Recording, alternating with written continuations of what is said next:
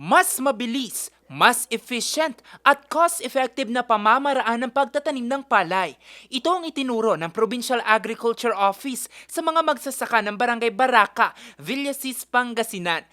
Bahagi ito ng isinusulong ng pamahalaang panlalawigan ng Pangasinan na corporate farming. Gamit ang riding type at walk behind the mechanical rice transplanter, itinanim ng mga magsasaka mga palay.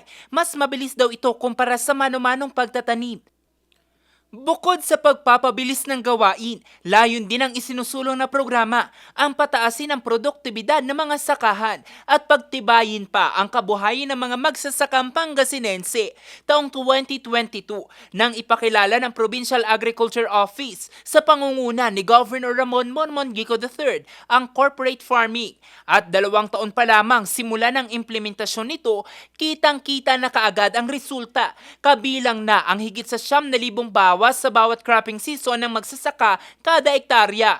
Nauna nang sinabi ni Committee on Agriculture Chairman at 5th District Board Member na si Nicolay John Louis Sison na patuloy ang kanilang pagsisikap upang maiangat ang antas ng pagsasaka sa probinsya. Tuloy-tuloy lang ang gagawin po namin in partnership with the Office of the Provincial Agriculturist is to assist our farmers sa capability building, sa technical assistances, sa pag-request ng maraming mga machineries para sa ganun maging mas productive yung mga farmers natin dito sa Pangasinan. Sa ngayon, patuloy ang pagsuyod ng pamahalaang panlalawigan ng Pangasinan upang maibahagi ang kaalaman patungkol sa corporate farming sa bawat magsasakang Pangasinense.